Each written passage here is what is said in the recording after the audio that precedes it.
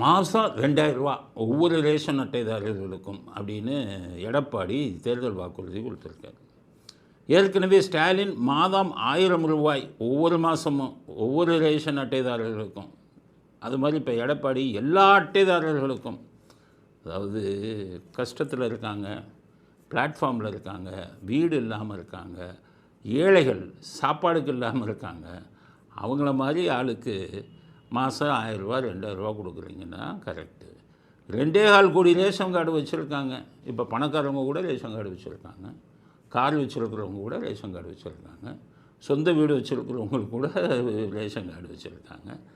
அப்போ இந்த 2.25 கோடி பேருக்கும் பணம் 2000 கொடுக்க வேண்டியது ஒரு பணக்காரர்களுக்கு, ஒரு வசதி கொஞ்சம் அடிப்படை வசதி இருக்கிறவங்களுக்கு கூட அந்த ரேஷன் கார்டில் மாதம் 1000 ரூபா 2000 ரூபா கொடுக்குறது இது சரியான விஷயமா? அரசியல்வாதிகள் திருந்த வேணாமா? 2000ங்கிறீங்க, என்னாச்சு 2.25 கோடி, அப்போ ஒரு மாதத்துக்கு என்ன ஆகுது? 4000 கோடி, வருஷத்துக்கு 48,000 கோடி. ஆக 10 லட்சம் கோடி கடனை வச்சுக்கிட்டு ஒரு வருஷத்துக்கு 50,000 கோடி இனாமாக கொடுத்தீங்கன்னா இது எப்படி? எனக்கே புரியல. அரசியல்வாதிகள் நாட்டை ஆள வருவங்க இப்படி ஏற்கனவே இதில் கடனில் தத்தளிக்கிறதுல நீங்கள் ஜெயிக்கணுங்கிறதுக்காக இப்படி ஒரு அறிவிப்பு தேவையா? அதை விட இன்னும் மோசமானது என்ன தெரியுமா? போக்குவரத்து துறை பஸ்ஸு. ஸ்டாலின் வந்துக்கிட்டு லேடிஸ்க்கு பூரா பஸ்ஸு ஃப்ரீன்ட்டார். இவர் தேர்தல் வாக்குறுதி எடப்பாடி கொடுக்குறாரு, ஆம்பளைக்கும் பஸ்ஸு ஃப்ரீன்னு. முதல் கட்ட தேர்தல் வாக்குறுதிகள். வாக்குறுதி எண் 1, மகளிர் நலன் குல வழக்கு திட்டம். சமூகத்தில் பொருளாதார சமநிலையை உருவாக்கிட குலவிளக்கு திட்டத்தின் மூலம் அனைத்து குடும்ப அட்டைதாரர்களுக்கும் ஒவ்வொரு மாதமும் உதவித்தொகையாக ரூபாய் 2000 வழங்கப்படும். இத்தொகை குடும்ப தலைவியின் வங்கி கணக்கில் செலுத்தப்படும். வாக்குறுதி எண் 2, ஆண்களுக்கும் மகளிருக்கும் கட்டணமில்லா பேருந்து பயண திட்டம். நகர பேருந்தில் பயணம் செய்யும் ஆண்களுக்கு கட்டணமில்லா பேருந்து பயண திட்டம் செயல்படுத்தப்படும். ஏற்கனவே நடைமுறையில் இருக்கும் நகர பேருந்துகளில் பயணம் செய்யும் மகளிருக்கான கட்டணமில்லா பேருந்து பயண திட்டம் தொடர்ந்து செயல்படுத்தப்படும். அப்போ அது எல்லாத்துக்குமே பஸ்ஸு ஃப்ரீனா பஸ்ஸு என்ன? ஏற்கனவே 60,000 கோடிக்கு மேலே நஷ்டத்தில் இயங்குது போக்குவரத்து துறை. அங்கே வேலை பார்க்குற போக்குவரத்து தொழிலாளருக்கு பென்ஷன்லாம் கொடுக்காமல் இருக்குது. இதில் போயிட்டு எல்லாத்தையுமே ஓசினா அந்த ஓடுற பஸ்ஸுக்கு பூரா கண்டக்டருக்கு யார் சம்பளம் கொடுப்பா, டிரைவருக்கு யார் சம்பளம் கொடுப்பா, எந்த பணத்தில் கொடுப்பீங்க, பெட்ரோலோ டீசலோ எப்படி போடுவீங்க, புது பஸ்ஸுகள்லாம் எப்படி வாங்குவீங்க? அப்போ இன்னும் கடனில் மூழ்காதா போக்குவரத்து துறை? இதை விட எப்படி ஒரு நாட்டை ஆளக்கூடிய முதலமைச்சராக இருந்தவங்களே நாட்டோட நிலைமை தெரியாமல், நிதி நிலைமை தெரியாமல் வாக்குறுதி கொடுத்து ஜெயிச்சா போதும்னு சொல்லி இப்படி பொருளாதாரத்தை, தமிழ்நாடு பொருளாதாரத்தை, தமிழ்நாடு அரசாங்கத்தோட நிதி நிலைமையை குட்டிச்சவராக்குனா என்னத்தை பண்ணுறது? எனக்கு ஆட்கள் முக்கியமல்ல, நாடு நல்லா இருக்கணும், மக்கள் நல்லா இருக்கணும். ஆட்சியாளர்கள்லாம் இப்படி இருந்தீங்கன்னா எங்கே இதாகும்? அடுத்தது 100 நாள் வேலை. 100 நாட்கள் வேலை வாய்ப்பு திட்டம் 150 நாட்களாக உயர்த்தப்படும். 100 நாட்கள் வேலை வாய்ப்பு திட்டம் 125 நாட்களாக உயர்த்தப்படும் என்று மத்திய அரசு அறிவித்துள்ளது.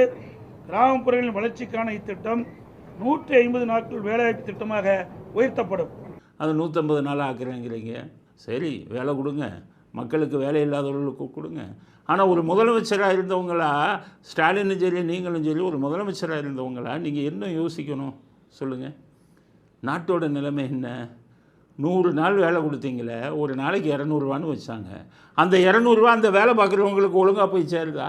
உங்கள் கட்சிக்காரங்கள்லாம் இடைத்தரகராக இருந்துக்கிட்டு அதில் கமிஷன் எடுத்துக்கிட்டு மீதியை கொடுக்குறானா, அதை சரி பண்ணுவோன்னு சொல்கிறீங்களா? உங்கள் இதில் இவங்களுக்கு வேலை திட்டம் கிராமப்புறத்தில் ஏன் கொடுக்குறாங்க? கண்மாய்களை தூர்வாரணும், ரோடுகளை போடணும், இதுக்காகத்தானே அவங்களுக்கு பணம் கொடுக்குறாங்க. இந்த வேலையை உங்கள் கலெக்டரோ இல்லை அங்கே இருக்கிறவங்களோ ஒழுங்காக வேலை வாங்குகிறாங்களா? ஒரு ஐஏஎஸ்ஸே அவங்க காலையில் போயிட்டு அங்கே மரத்தடியில் உட்காந்துட்டு சாப்பிட்டுட்டு இந்த இதெல்லாம் விளையாண்டுக்கிட்டு சோழி போட்டு விளையாண்டுக்கிட்டு கொஞ்ச நேரத்தை கழிச்சிட்டு வராங்களே, அதை பற்றி யோசித்து அவர்களுடைய வேலையை இதை நல்ல முறையில் பயன்படுத்தி கிராமத்து இதெல்லாம் இது பண்ணணும். விவசாய நிலங்களும் சரி, ஏரிகள் கண்மாய்களை ஆழப்படுத்தி அந்த மற்ற விஷயங்கள்லாம் ரோடுகள்லாம் நல்லா போட்டு இத்தனை கோடி 1000 கோடி சென்ட்ரல் கவர்மெண்ட்லேருந்து கொடுக்குறாங்க. அதை ஒழுங்காக உபயோகப்படுத்தணுங்கிறத இது பண்ணீங்களா? உங்கள் அரசியல்வாதி கமிஷன் வாங்காமல் இருக்கிறதுக்கு ஏதாச்சும் திட்டம் கொண்டு வந்தீங்களா? ஏற்கனவே இந்த 100 நாள் தொட்டு வேலை திட்டத்தில் தான் என்னாச்சு, கிராமத்தில் வேலை செய்கிறதுக்கே ஆள் இல்லை, விவசாய நிலத்தை பூரா தரிசாக கிடக்கு. காரணம் ஆளுங்க இல்லைன்னு. இந்த பிரச்சனைகள்லாம் நீங்கள் யோசிச்சிங்களா அரசியல்வாதிகள்? அரசு நீங்கள் இப்படி கொடுக்குறதுனா இதுதான் வழியா? இப்போ நீங்கள் 2000 கொடுக்குறேங்கிறீங்க ரேஷன் கார்டுக்கு. ஸ்டாலின் என்ன பண்ணுவார்? நம்ம வாங்கினா நான் 3000 கொடுக்குறேன் பாரு. நாட்டு பொருளாதாரத்தை பற்றி முதலமைச்சராக வரக்கூடியவங்க யாராச்சும் கவலைப்படுறீங்களா? ஆக இந்த மாதிரி திட்டங்களை கொடுங்க. எப்போ நான் நிதி நிலைமை நல்லா இருக்கும்போது கொடுங்க. கடனை வாங்கி இந்த மாதிரி ஓசியில் கொடுத்தீங்கன்னா நாடு எப்படி உருப்படும்? அரசியல்வாதிகள் நாட்டை இப்படியா குட்டிச்சவராக்குவீங்க? மக்களாட்சியில் உங்களுக்கு தானே ஓட்டு போடுறாங்க. சொல்லிடுங்க, 10 லட்சம் கடன் வாங்கி வச்சுருக்காங்க, என்னால் எந்த இலவசத்தையும் கொடுக்க முடியாது, நான் ஆட்சிக்கு வந்து இந்த கடன் நிலைமையெல்லாம் சரி பண்ணிவிட்டு உங்களுக்கு வேண்டியதை செய்கிறேன்னு சொல்லுங்கள் முதுகெலும்போட. அதை சொல்வதற்கு எந்த தலைவருக்கும் இல்லையா? விஜய் இன்னும் தேர்தல் வாக்குறுதி கொடுக்கலை. இலவசங்களை கொடுக்காதீர்கள். அப்படியே இலவசனுக்கு கொடுத்தாலும் ஏழைகளுக்கு மட்டும் கொடுங்க. அந்த க்ரீமி லேயர்னு இருக்குது, அதெல்லாம் பார்த்து கொடுங்க. 3000 இந்த நீங்கள் கூட 2000 வாங்கிட்டு சும்மா பாக்கெட் மணியாக செலவு பண்ணுற எத்தனை குடும்பங்கள் இருக்குது அந்த 2.25 கோடி ரேஷன் கார்டில்? அவர்களுக்கும் சேர்த்தா அந்த சலுகையை கொடுக்கணும். இதெல்லாம் நீங்கள் நம்ம சொன்னாலும் யோசிக்கிற சக்தி அரசியல்வாதிகளுக்கு இல்லை. நான் எந்த கட்சிக்கும் ஆதரவாகவும் எதிராகவும் பேச முடியாது. தப்பு செஞ்சீங்கன்னா நான் திட்டுவேன். அப்படி தான் சொல்கிறேன். நீங்கள் எம்ஜிஆர் இருந்தது அப்படியாச்சு, அதிமுகவை திட்டுறாங்கன்னா அதிமுக தப்பு பண்ணால் மக்களுடைய இது தானே நம்ம பார்க்கணும்.